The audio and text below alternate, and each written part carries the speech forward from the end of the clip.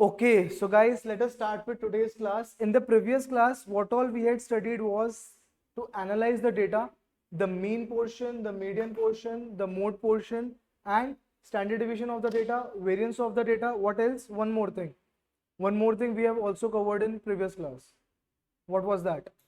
Interquartile range. What was interquartile range? Q3 minus Q1. That means area between our quartile 1 and quartile 3. So this all we have already covered in the previous class. Only one topic left of this topic. Then we will starting with the next topic, that is random variable. So guys, these classes again are the stats refresher classes, which is a prerequisite for your CS1 subject. So I will take one or two more classes to cover these topics. Then we'll starting with our chapter 1 of CS1. Okay guys, quickly open your notebooks and write the next topic, that is symmetry and skewness. Symmetry and skewness. Now we have already calculated the mean of our data, the median of our data, the mode of our data, the interquartile range. The next thing that we are targeting towards our data is symmetry and skewness. Any idea what do you mean by symmetry and skewness? Online students, you can respond in the chat section. Offline students, any idea what do you mean by symmetry skewness? 12th में कुछ पढ़ा है इसके बारे में? No. So guys, हमने जब अपना मीन निकाला, उस मीन से हमें क्या पता लगा कि हमारे डेटा का एवरेज कितना है. जब हमने मीडियन निकाला, मीडियन से हमें क्या पता लगा कि what is the number that is dividing our data into two equal parts. When we have calculated mode, what we have assume, क्या हमने काउंटर करा कि कौन सा ऐसा नंबर जिसकी मैक्सिमम फ्रीक्वेंसी हमारे डेटा में. तो हर एक का कोई ना कोई लॉजिक था निकालने का. वेरिएंस का क्या डेटा था, वेरिएंस का क्या मतलब था, वेरिएंस से हमें क्या पता लगता है, और error in our data means how many values, कितनी वैल्यूज हमारी मीन से कितनी दूर है. Exactly, and we also calculate our outliers. That suppose if we are having 100 students in our class, out of those 100 students, I am checking the average marks scored by the class. Now suppose average mark comes out to be 85, but ऐसा तो नहीं होगा 85 सबके आए होंगे. Some students have scored 100 out of 100, some have scored 40 also. लेकिन उससे हमें क्या पता लग गया, एक एवरेज क्लास क्या परफॉर्म कर रही है 85 से. अगर हम वेरिएंस निकाले, उस वेरिएंस से हमें क्या पता लगेगा, जितना बड़ा वेरिएंस आएगा उससे आप क्या एज्यूम कर सकते हो, anyone? The larger the variance, what you can interpret with it, या फिर larger the outliers. Exactly, larger the volatility as well. Means उससे हमें क्या पता लगेगा. नाउ सपोज हमारा मीन कितना आया था 85, लेकिन बच्चों के नंबर आए हुए हैं 100, 33, 60, 40. तो इससे क्या पता लग रहा है, डेटा मीन से बहुत ज्यादा इधर उधर है. तो इसमें हम क्या बोलेंगे, वेरिएंस बहुत ज्यादा एक्स्ट्रा है. लेकिन इससे वेरिएंस वाले फिगर से क्या मुझे अपनी शेप पता लगेगी कर्व की, सिमेट्री और स्क्यूनेस की. स्क्यूनेस मतलब क्या होगा कि क्या डेटा मेरा मीन से, सारे जो नंबर्स है, बहुत ज्यादा जो मेरा नंबर है वो डेटा मीन से लेसर है या ग्रेटर है. तो क्या ये फिगर वेरिएंस से पता लग पाएगी? नहीं लग पाएगी. क्यों नहीं लग पाएगी? रीजन क्या था, वेरिएंस एक स्क्वायर्ड फिगर है. स्क्वायर्ड फिगर कैसे, हम क्या कर रहे थे फॉर्मूला में, summation xi minus x bar whole square. तो उससे क्या होगा, मान लो हमारा क्लास का मीन स्कोर 85 था, किसी बच्चे के 60 आए, तो 60 माइनस 85 का स्क्वायर करोगे तो वो नेगेटिव फिगर रिमूव कर देगा. अब सिमिलरली 90 माइनस 85 करोगे तो पॉजिटिव हो या नेगेटिव नंबर हो, हमें सारा का सम होकर क्या मिलने वाला है, पॉजिटिव. तो इस चीज को निकालने के लिए हम क्या फिगर यूज करने वाले हैं, सिमेट्री एंड स्क्यूनेस. यहां पे अब हम क्या करेंगे, यहां पे हम करेंगे समीशन xi माइनस एक्स बार का होल क्यूब. होल क्यूब करने से क्या फायदा होने वाला, होल क्यूब करने से हमारा ये फायदा होने वाला है कि अगर हम 60 माइनस 85 क्यूब करेंगे अब, तो क्या ये नंबर हमें नेगेटिव मिलेगा, पॉजिटिव मिलेगा? ऑब्वियसली जो हमारा फिगर्स नेगेटिव आएंगी वो हमें क्यूब होके भी नेगेटिव मिलेंगी, जो हमारी फिगर्स पॉजिटिव आएंगी वो हमें क्यूब होके भी पॉजिटिव मिलेगी. So this is the advantage that we will be gaining by calculating xi minus x bar whole cube. Now let us analyze when our data is positively skewed and when our data is negatively skewed. Online students, again do active participation in the class. Okay, just analyze this question. इससे आपका analytical skill भी बढ़ेगा. अच्छा मैं बता देता हूँ, positively skewed data मेरा कौन सा होएगा, जहां पे मुझे xi माइनस एक्स बार का होल क्यूब क्या मिलेगा, पॉजिटिव. और नेगेटिवली स्क्यूड का होगा जब ये नेगेटिव मिलेगा। तो आपको ये जो दो क्वेश्चंस है, टू पार्ट्स, इसको मुझे बताना है क्या ये पॉजिटिवली स्क्यूड होंगे या नेगेटिवली स्क्यूड होंगे। कोई नंबर्स नहीं गिवन आपको, कुछ भी नहीं गिवन, अपने दिमाग में आपने नंबर्स जनरेट करने हैं, एनालाइज करना है और फिर आंसर करना है। I am giving you 4 minutes for this, 2 minutes for each part. Think and then we will discuss. Online students, give your answers in the chat section.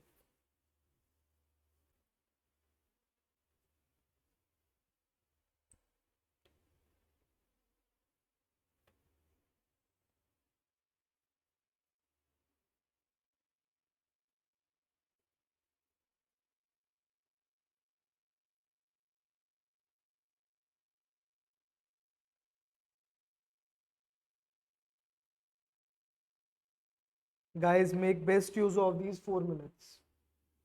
Think, assume some values, then we will discuss.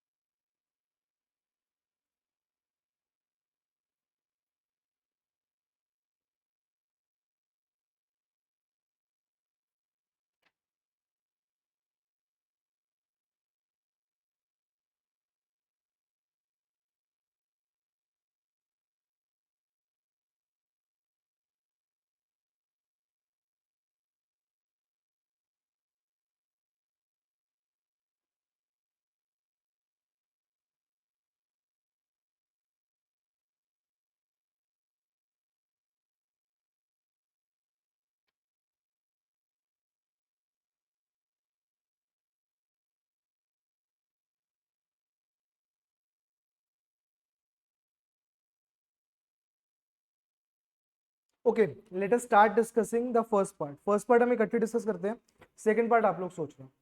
First part क्या कह रहे हैं? Annual salaries of the employees of a medium sized company. How many employees can you expect in a medium sized company? 50 to 100। Let us assume 100 employees. अगर हमारे पास 100 employees की एक company है, let me take a rough sheet. 100 employees की हमारे पास एक company है, मीडियम साइज कंपनी है। उस 100 एम्प्लॉइज में मैं क्या एक्सपेक्ट कर सकता हूँ? 90 will be junior staff, assume कर लेते हैं, 10 will be the senior staff. उन जूनियर स्टाफ की ऑन एन एवरेज सैलरी कुछ भी एज्यूम करो, आप लोग करो, what can you assume?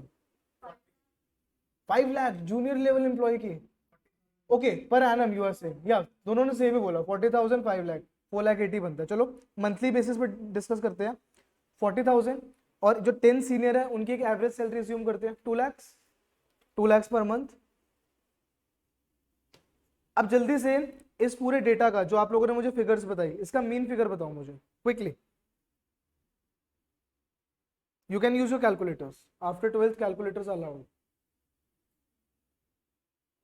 No scientific calculator now. From next class onwards, bring scientific calculators only. It will look like this.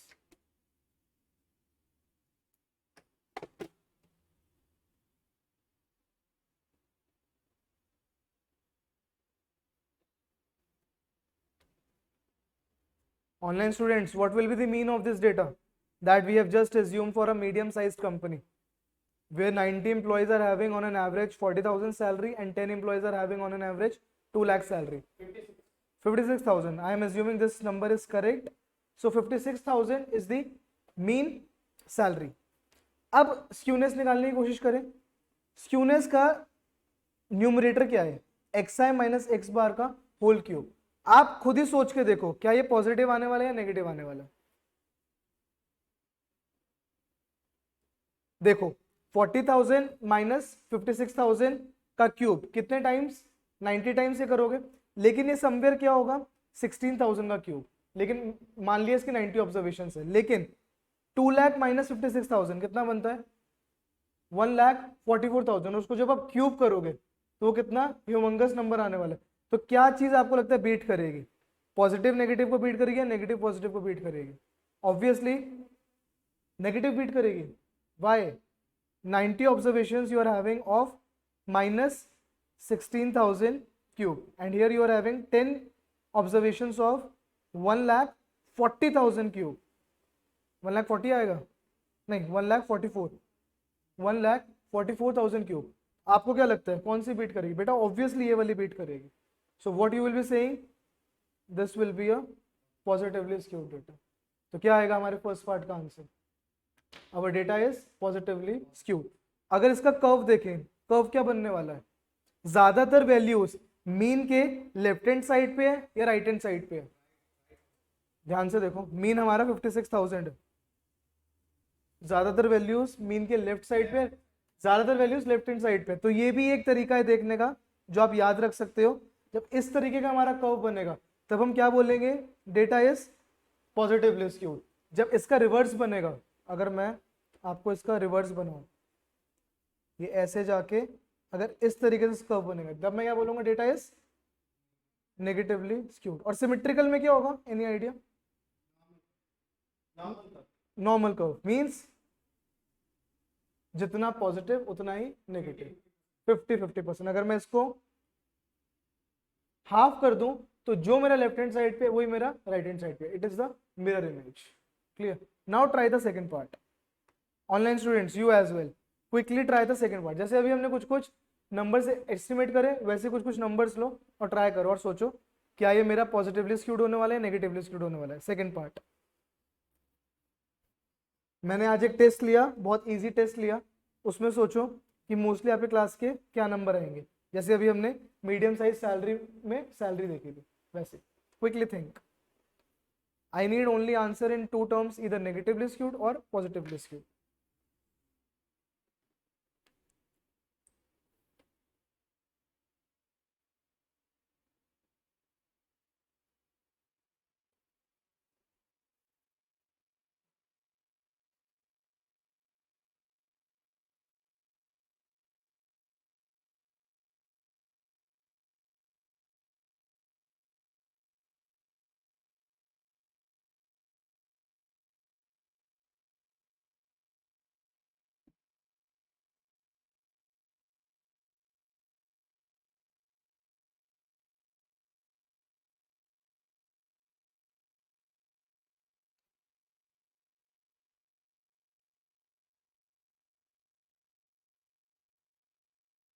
The scores obtained by a class of students in an easy exam.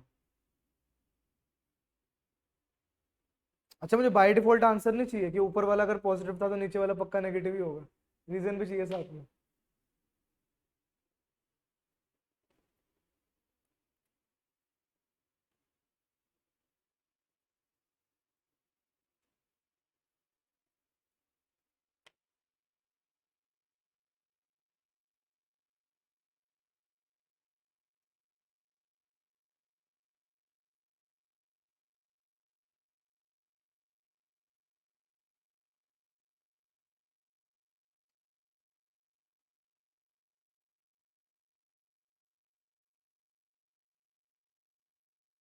Okay, let us discuss.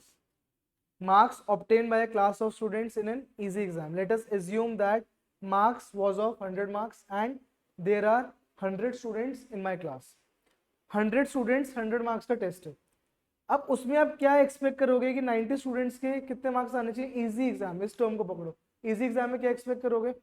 Almost full 95 assume कर ले. चलो 90 assume कर लेते हैं.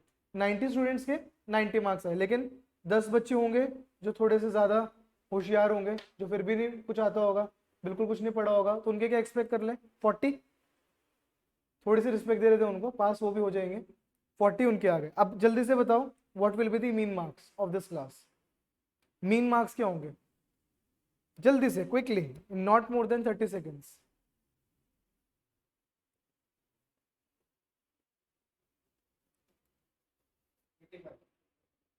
85 will be the mean marks of this class. Now think whether this data will be positively skewed or negatively skewed. Why?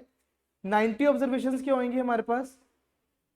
90 minus 85 cube की. 10 observations कितनी होंगी हमारे पास? बताओ कितना माइनस कितना? 40 माइनस 85 क्यूब की. कौन किसको बीट करेगा? बेटा यहाँ पे आप कर रहे हो 5 क्यूब. 5 क्यूब क्या होता है? छोटा सा 125. यहाँ पे आप किसका क्यूब कर रहे हो? -45 का क्यूब, जो कि बहुत अगेन बड़ा होने वाला. तो कौन किसको बीट करेगा? Here negatively will be beating positively.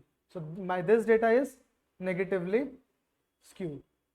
दूसरा तरीका क्या बताया था मैंने देखने का, कर्व. कर्व देख लेते हैं. मीन हमारा क्या आ रहा है, अगर मैं 0 से 100 तक इस कर्व को ड्रॉ करूं, मीन हमारा आ रहा है 85. मैक्सिमम वैल्यूज 85 के लेफ्ट पे है या राइट पे है? ऑब्वियसली राइट पे है. देखो 90 स्टूडेंट से कितने मार्क्स आए हैं? 90. तो 90 हमारा वैल्यूज 85 के बाद है और 10 हमारी वैल्यूज समवेयर 85 से पहले है. तो मैक्सिमम वैल्यूज कहां पे आ रही है? राइट पे. That means this data is negative. Clear? Again कहीं भी यूज नहीं आने वाला आपको CS1 में. थोड़ा सा बस हम स्टार्ट्स को समझ के चल रहे हैं कि आपका प्री रिक्वायर्ड साइट है. CS1 में ये नहीं यूज आएगा. Okay, I have receive one question from online student. Most students will score good, but it's this exam easy and less will score bad. Yeah, very good, Manisha. Right observation. Okay, guys, now let us see the final formula for skewness. You can write in your notebooks. So this will be the formula for your skewness. Summation 1 to n xi minus x bar whole cube upon n. What will be the formula of coefficient of skewness? सिर्फ जो पिछली class में हमने variance निकाला था, तो skewness upon variance की power 1.5. Again सिर्फ फॉर्मूला इसका आप याद रख सकते हो. अब ये तो आप निकाल लोगे अगर इस क्वेश्चन में हमें स्क्यूनेस निकालना आता है डायरेक्टली. फर्स्ट पार्ट में हम क्या करेंगे, इसको किससे डिवाइड कर देंगे? 100 से. तब हमें क्या मिल जाएगा? स्क्यूनेस. और इसको निकालने के लिए क्या करेंगे? Skewness upon variance. वेरिएंस क्या सीखा था हमने formula? 1 upon n minus 1 summation xi minus x बार का होल स्क्वायर. अच्छा, ये मैंने आपको एक चीज बताई थी, ये नॉर्मल वेरिएंस नहीं है. ये कौन सा वेरिएंस है? Sample variance. There will be always be difference between sample variance and population variance. Sample हम हमेशा अपने पॉपुलेशन का एक सबसेट उठाते हैं. जैसे मैंने इसका एग्जांपल क्या दिया था, India and Delhi. Delhi is a sample of India. अब मैं दिल्ली में भी पटेल नगर की बात करूं, Patel Nagar is a sample of Delhi. Okay, this topic is over. Let us discuss one last question. I am giving you 5 marks for this, so you should take not more than 8 minutes to solve this question quickly. This will cover all the aspects that we have covered in the previous class and this class. 3 minutes for calculating new mean, 5 minutes for calculating new variance. Quickly try it, then we will discuss.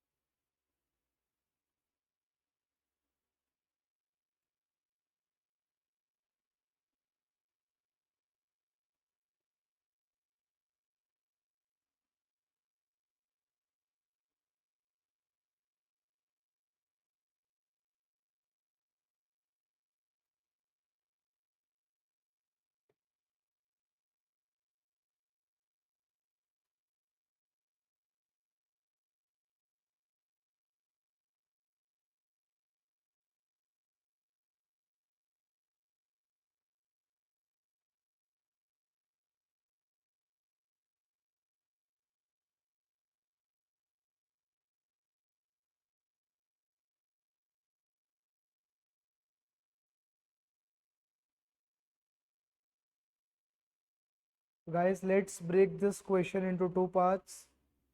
New mean, first part. Second part, new variance or new standard deviation. Online students, give your answers in the chat section.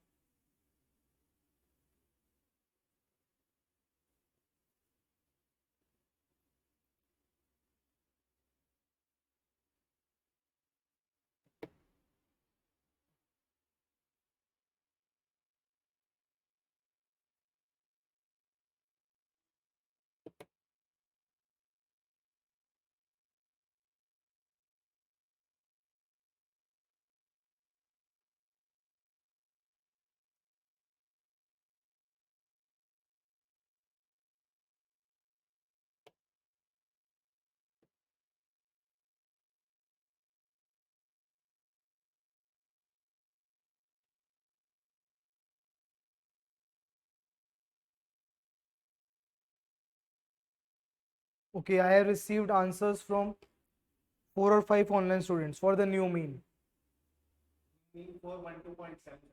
412.77. Perfect. Very good. Let us see, guys. Just pause your calculation. Let us see how to calculate the new mean. सबसे पहले हमें ये बताओ कितनी पुरानी observations थी हमारे पास 10.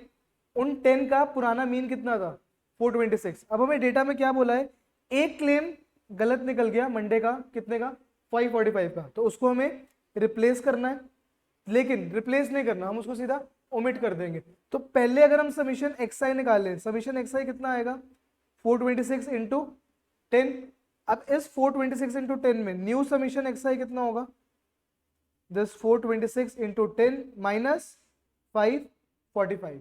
अब मैं अपने न्यू मीन की बात करूं, न्यू मीन कितना निकलेगा students, this number above 1 divide by 9, which will comes out to be 412.78 to be approx.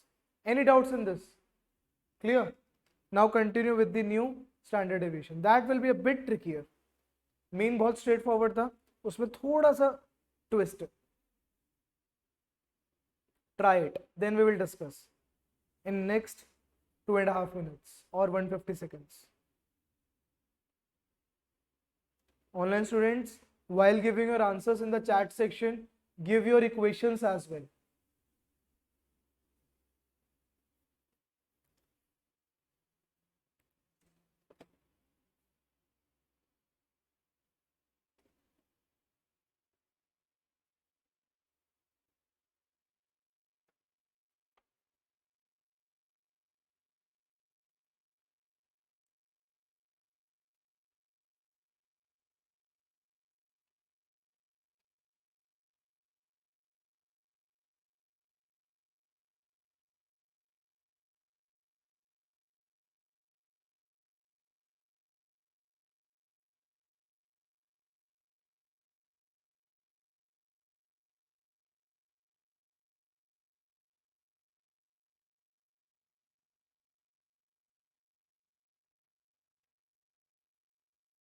Kirath, wrong answer. Quickly check your calculation again.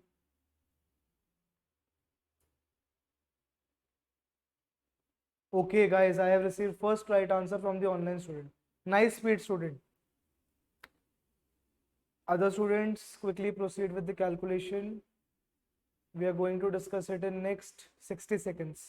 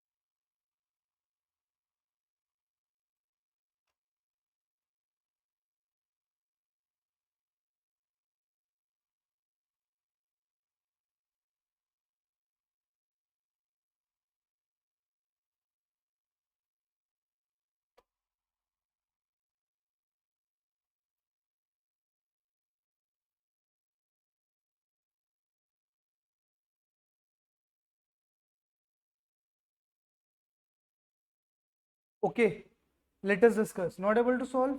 Okay, let us discuss. क्या करना है इसमें हमें, सबसे पहले गाइस इसमें हमें एक क्लेम पता है गलत है 545 का, तो सबसे पहले हम क्या करेंगे, इसमें समीशन एक्सआई स्क्वायर देख लेते हैं. समीशन एक्सआई स्क्वायर कैसे निकालेंगे, हमें समीशन एक्सआई स्क्वायर निकालने के लिए हम पहले अपने वेरिएंस के फॉर्मूले पे चलते हैं. What is the formula for variance? Variance का फॉर्मूला हमने क्या पढ़ा था, 1/n-1 summation x i square minus n x bar square, यही पढ़ा था. अब मुझे बताओ हमें पुराना वेरिएंस कितना गिवन है क्वेश्चन में, quickly. What is the old variance? 112 square. 112 was your old standard deviation, उसका स्क्वायर करना पड़ेगा हमें वेरिएंस कैलकुलेट करने के लिए. टोटल ऑब्जर्वेशंस कितनी थी पुरानी 10, तो कितना आ जाएगा 1/9 because n-1.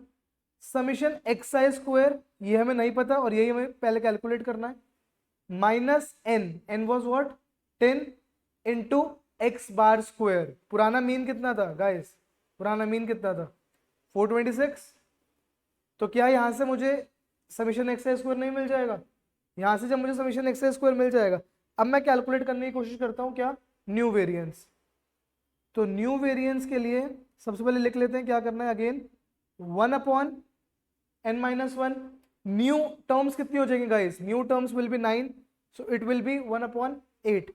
Then summation xi square new minus 9 into what was the new mean? New mean जो आप लोगों ने निकाला था 412.78 का स्क्वायर। बचा क्या, एक term summation xi square new. अब सोचो ये कैसे निकाल लेंगे, समीशन xi स्क्वायर न्यू कैसे निकालेंगे? It will be simply summation xi square new will be simply जो ओल्ड समीशन xi स्क्वायर था minus what 545 square. I am giving you 2 more minutes. Quickly complete the calculation and tell me the final answer. I am still not revealing the answer. Again, I have only received answers from 4 or 5 online students. The correct answers from 4 or 5 students. Rest have given me the answer, but that is not correct. What? Variance or? No, wrong. एक एक चीज tally करवाओ। Old summation x square कितना आया आपका?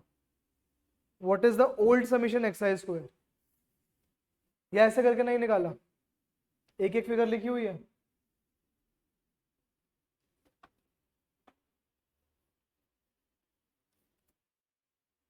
So guys यहाँ पे सबसे पहले आपको ओल्ड समीशन एक्स स्क्वायर निकालना है, then new summation x square, then you will put into this thing.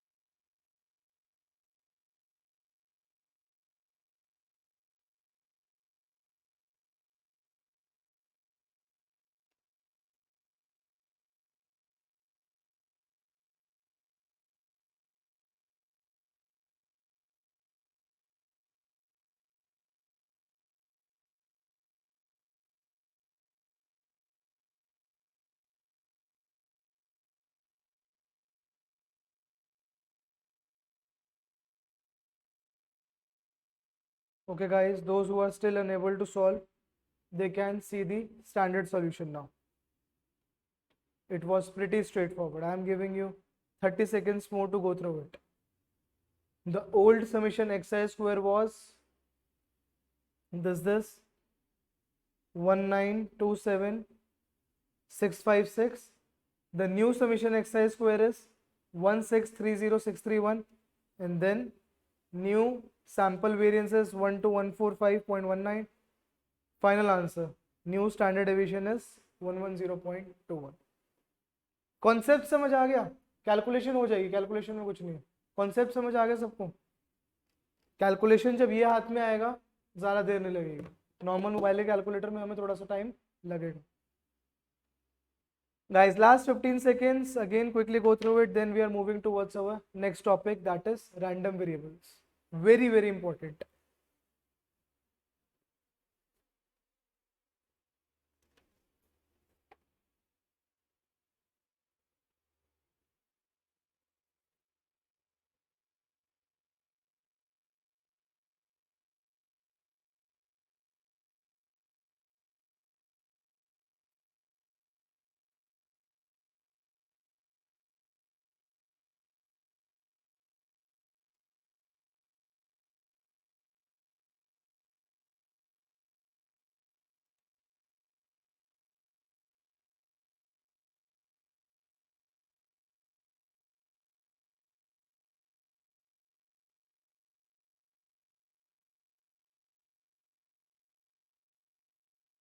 Okay guys, let us proceed to our next topic, that is random variable. अब ये एक ऐसा टॉपिक है जो मैंने अपनी पहले ही क्लासेस में बहुत बार बोला है, that you have not studied in class 12, that they will not make you understand in actual science, but they assume that you already know this topic, so understand this topic very carefully. इसमें काफ़ी चीज़ें होंगी जो आप लोगों को already आती होंगी, लेकिन इसको सब लिंक करना वो हमें मेन सीखना है। My first question to all of you is, online students offline students, what do you mean by random variable? एक रैंडम वेरिएबल से हम क्या समझते हैं? any answers will be entertained. What is a random variable? A set of random values. A set of random values. Now suppose if I denote x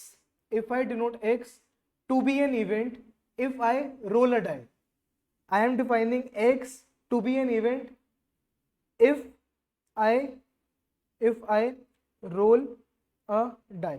Now quickly tell me what all values x can take. Simply 1 2 3 4 5 6. Now can I say this x is a random variable? Yes or no? Yes, this x is a random variable. Why? Because there is some randomness in it. Why there is some randomness in it? Do you know when you roll a die what outcome will come? You can guess, but आपको पता नहीं होगा। अगर आपको पता होगा फिर वो डाई नहीं होगा, या तो फिर आप महाभारत के शकुनी हो। दो ही केस हो सकते हैं कि आपको पता है मैं फेंकूंगा 6 आएगा, और अगर उस इवेंट में अगर आप हर बार फेंकोगे 6 आएगा, उस इवेंट में 6 आने की प्रोबेबिलिटी क्या होगी? 1। लेकिन एक अनबायस्ड डाई अगर मैं रोल कर रहा हूँ, उस इवेंट में 6 आने की प्रोबेबिलिटी क्या होनी चाहिए? सिंपली 1/6। एक अनबायस्ड डाई को अगर मैं रोल करूंगा तो मेरी प्रोबेबिलिटी 1/6 ही आनी चाहिए। तो मैंने x को क्या डिफाइन कर दिया? मेरा एक random variable if I roll a die. Now can I assign probabilities to this random variable? Yes I can. How can I apply? probability x equals to 1, probability x equals to 2 and probability x equals to 6. What are the corresponding probabilities to it? Now you will ask me, अगर आप class 12th के student हो, you will directly say sir 1/6, but now you are not a class 12 student, you will be first asking me whether this die is unbiased or not. What do you mean by an unbiased die? An unbiased die will always be having equal probability of obtaining each event. तो अब मैं आपको बोल रहा हूँ unbiased die है। अब बताओ क्या प्रोबेबिलिटी होगी? 1/6 1/6 1/6 1/6 1/6। Clear? Now this is a random, sir random variable ये। अब रैंडम वेरिएबल कितने टाइप के हो सकते हैं? रैंडम वेरिएबल कितने टाइप के हो सकते हैं? 2 टाइप के। क्या क्या? डिस्क्रीट और कंटिन्यूस। यही कर रहे हैं हम इतने दिनों से, discrete and continuous. What will be the difference between discrete and continuous random variable? वही सेम डिफरेंस जो हमने लास्ट क्लास में डिस्कस करा था डिस्क्रीट और कंटिन्यूस के केस में, वही आएगा बेटा। डिस्क्रीट में हम क्या बोलेंगे कि आप एक एग्जैक्ट नंबर्स ले रहे होगे, कंटिन्यूस में क्या होगा? आप रेंज भी ले सकते हो। अगर मैं अभी डाई वाले एग्जांपल की बात करूं तो क्या वो डिस्क्रीट होगा या कंटिन्यूस होगा? डिस्क्रीट होगा। क्यों? क्योंकि क्या डाई पे 1.5 आ सकता है, या तो 1 आएगा या 2 आएगा। कंटिन्यूस वो एग्जांपल दे सकते हो एक कंटिन्यूस रैंडम वेरिएबल का? एज हाइट अगर मैं उसको राउंड ऑफ करके नहीं दे रहा था तब, अगर मैं बोलूं in my class tell me your age, अब एज क्या बोलोगे आप? 12 point something, 20 point something, 25 point something, but this is a continuous data because I am also entertaining decimal values in it. Is it clear? Difference समझ आया? चलो अब आगे चलते हैं। अब हमने करना क्या इस चैप्टर में? हमने रैंडम वेरिएबल समझ लिया क्या होता है। अब हमने इस रैंडम वेरिएबल को प्रोबेबिलिटीज निकालना सीखना है, इसका मीन निकालना सीखना है, इसका वेरिएंस निकालना सीखना है। ये सब काम हमने इस पे करना। Okay, let us directly move to a question. Write this information. Just write this information in whatever form you can in your notebooks. ये information अपने notebook में लिख सकते हो आप लोग जल्दी से, फिर इस पे बेस्ड हम एक एक क्वेश्चन देखेंगे।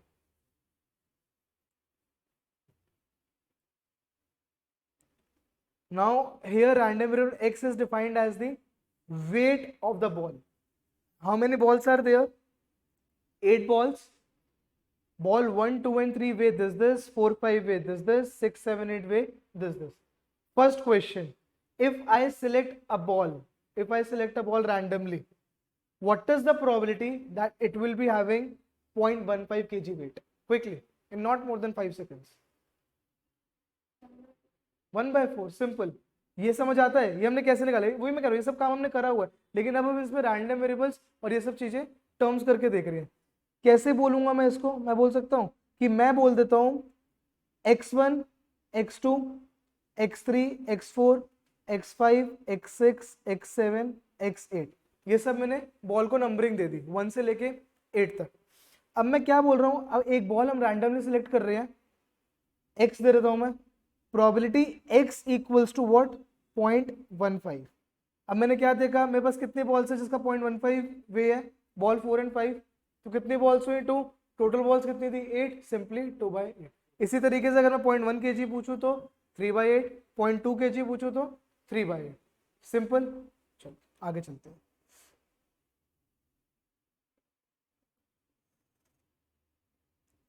Now do this.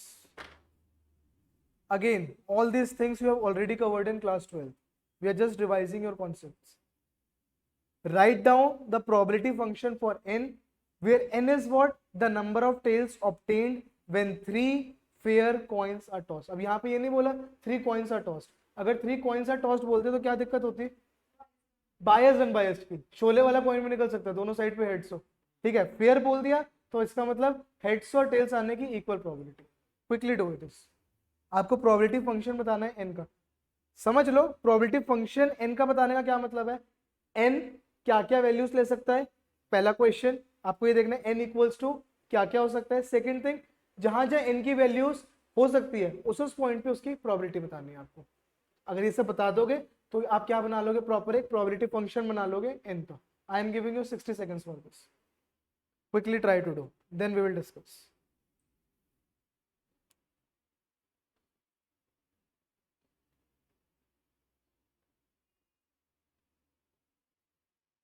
Online students, give your answers in the chat section.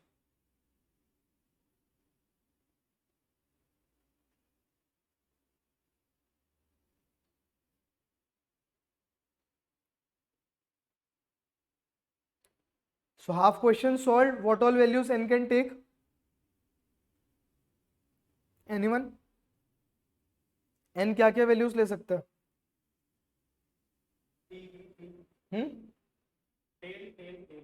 No, आप फिर से पढ़ो question. The number of tails बताने हैं आपको when 3 fair coins are tossed. तो आपको इवेंट्स नहीं बताने यहाँ पे. 0, 1, 2, 3.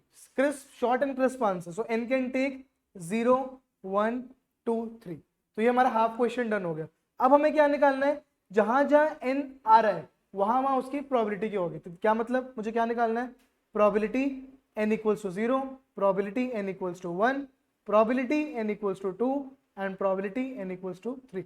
जब हम ये चारों प्रोबेबिलिटीज बता देंगे तब हम इसको क्या बोलेंगे पूरे को, कि हमने अपना n का प्रोबेबिलिटी फंक्शन डिफाइन कर दिया.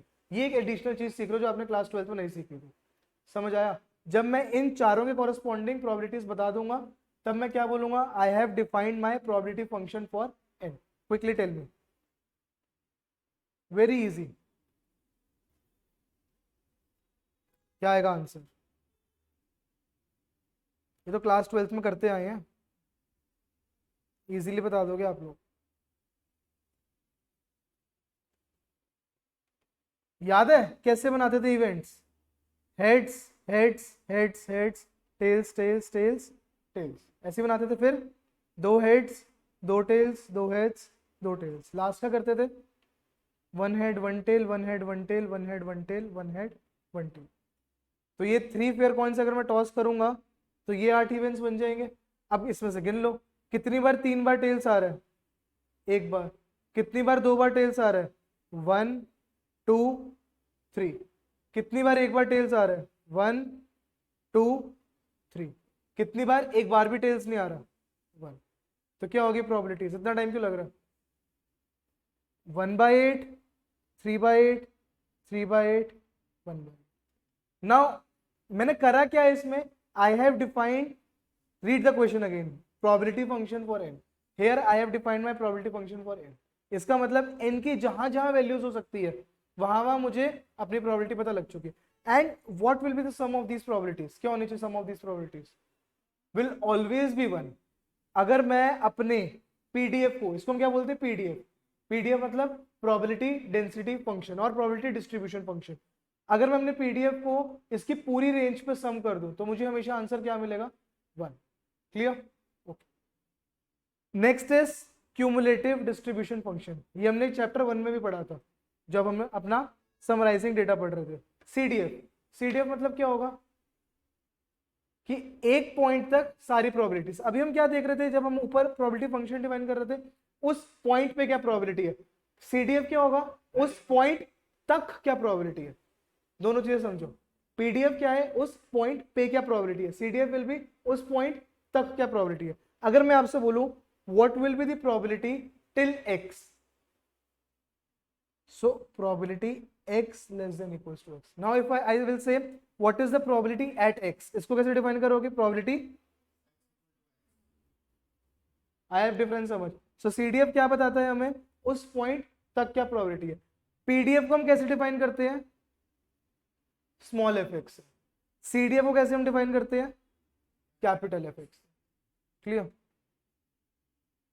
Now try to give me the CDF function of this number of tails data. CDF function दो मुझे इसका। इस सीडीएफ फंक्शन कैसे दोगे आप, अभी आपने पीडीएफ फंक्शन निकालने के लिए क्या देखा, हर पॉइंट पे क्या उसकी प्रोबेबिलिटी आ रही है। सीडीएफ फंक्शन क्या देने के लिए क्या दोगे, हर पॉइंट पे उसका क्या सीडीएफ आ रहा है। कैसे डिफाइन करोगे, I am giving you 30 seconds. So you have to give me capital F X function for that number of tails data.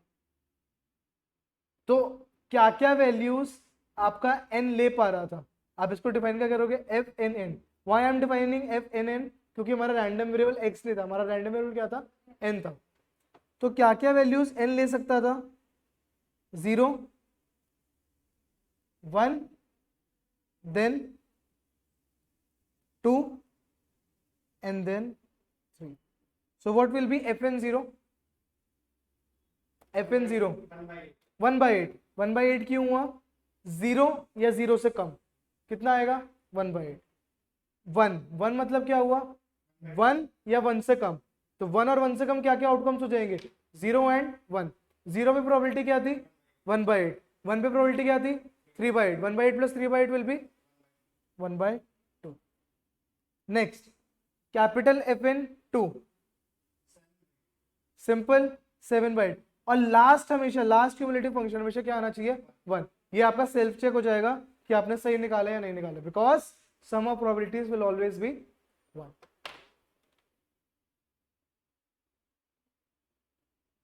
अच्छा, मैं एक क्वेश्चन और पूछता हूँ अपनी क्लासेस में, आप लोगों के हिसाब से सीडीएफ फंक्शन का अगर मैं कर्व बनाऊं तो उसकी शेप क्या होनी चाहिए,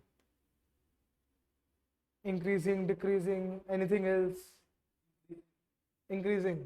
फाइनल आंसर, इंटरव्यू क्वेश्चन, इस पे बेस्ड है जॉब। अब सोचो, 99% students give me wrong answer.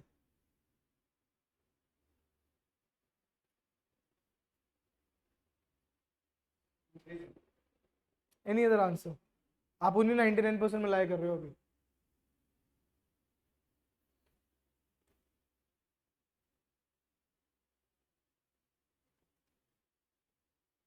यहां पे अगर मैं आपको FN10 निकालने को बोलूं, FN10 निकालने को बोलूं तो उसका आंसर क्या आएगा,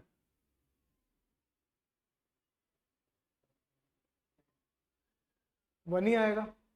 FN20 निकालने को बोलूं तो भी क्या आएगा, 1 ही आएगा। तो आपने क्या देखा, सीडीएफ का ग्राफ बढ़ जरूर रहे, लेकिन कभी ना कभी एक पॉइंट पे आके वो क्या बन जाएगा, कांस्टेंट। तो इस कर्व को क्या बोलेंगे, non decreasing curve. This curve will always be a non decreasing curve. ये कभी डिक्रीज नहीं करेगा, या तो इंक्रीज करता रहेगा या कहीं कहीं पे आके वो कांस्टेंट हो जाएगा। क्लियर? ऐसे क्वेश्चंस में पूछता रहूंगा। देखो कर्व को देखो, अभी आपने बोला इंक्रीजिंग, क्या ये यहाँ पे इंक्रीजिंग है, नहीं, यहाँ पे कांस्टेंट है। So you can call it as a non decreasing curve. Okay, let us proceed now. Do this question quickly.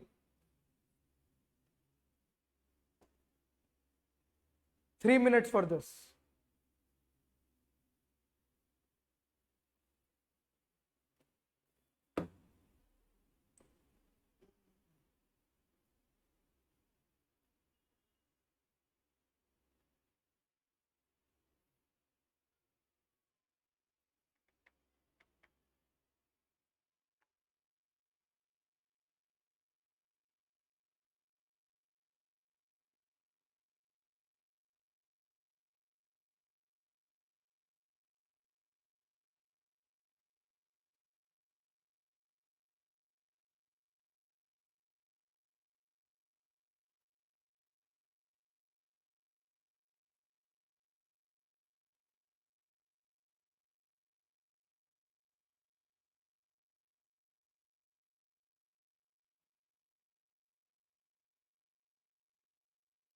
सबसे पहले हमें इस क्वेश्चन में क्या सोचना है, what all values my random variable X can take.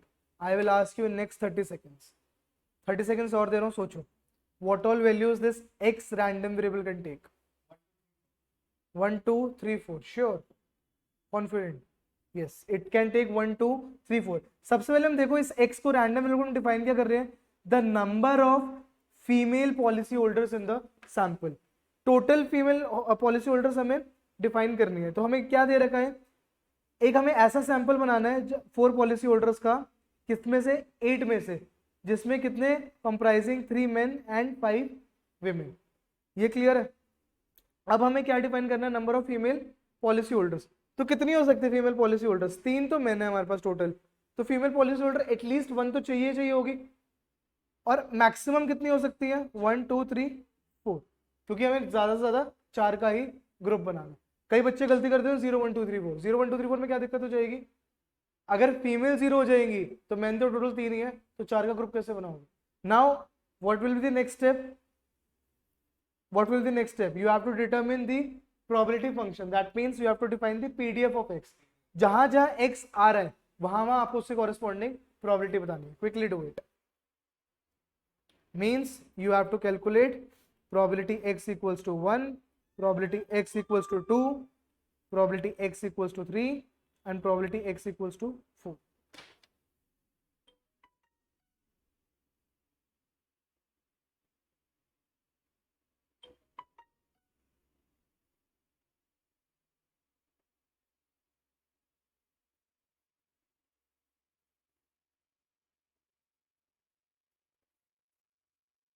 यहाँ पे थोड़ा सा परमुटेशन कॉम्बिनेशन भी आप यूज कर सकते हो, जो आपने क्लास 11th में सीखा था, if you want.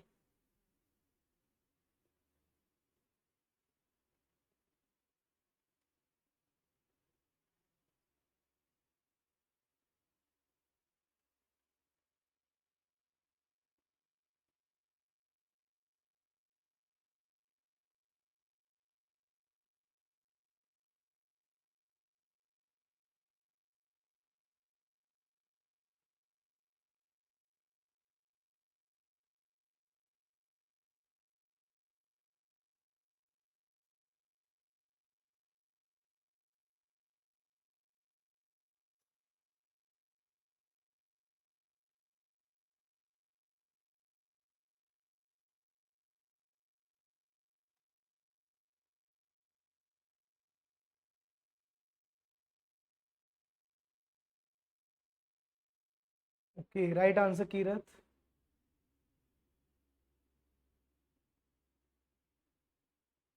Right answer Abhishek. Others, quickly do it.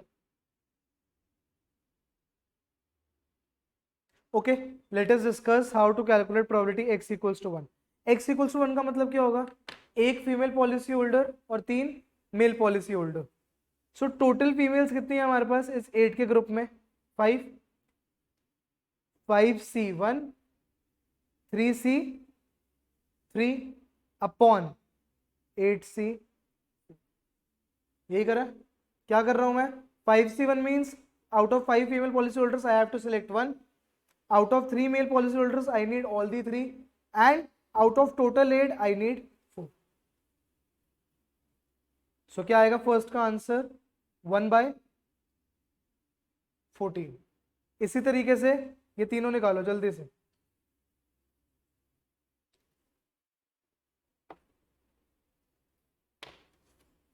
I am giving you 60 seconds more. Quickly solve it.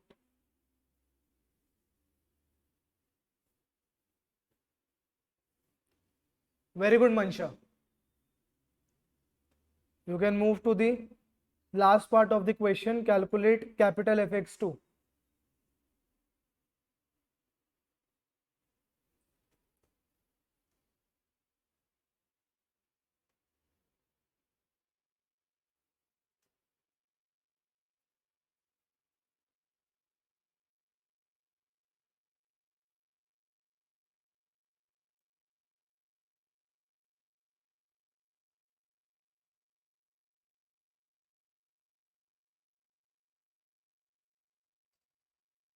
Done.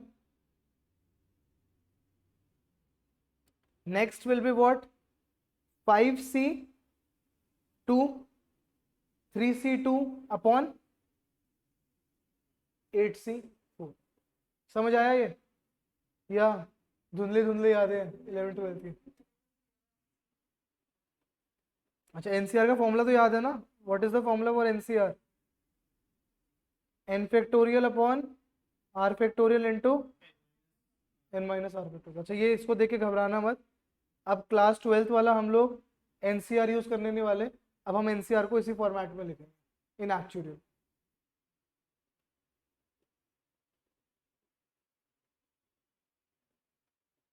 Okay guys, final answer is 1 by 14, 1 by 7, 1 by 7 and 1 by 14. Now try to do the last part of the question. Calculate capital Fx2. Capital Fx2 का क्या मतलब होगा? That means probability x less than equals to 2. So x 2 से छोटा हो और क्या हो सकता है? x equals to 1 plus x equals to 2. 1 पे कितना था? 1 by 14. 2 पे कितना था? 1 by 7. फाइनल आंसर क्या आएगा? 3 by 14.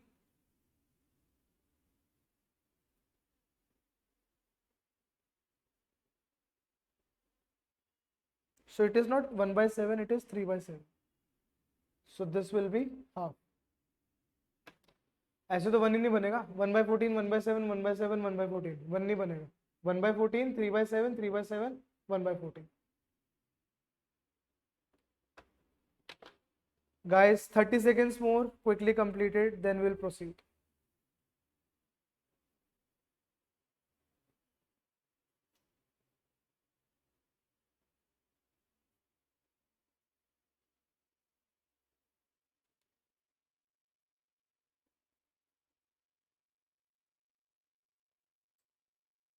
It's the time. Okay, I think let us do till here only. The next topic, continuous random variable, will start with the next class. Okay, next class we will try to target the all the random variable things. इसमें हम next class में almost cover कर लेंगे। उसकी next class से we will be starting with our CS1 things. Okay, okay online students, so that's it for today. We'll continue in the next class.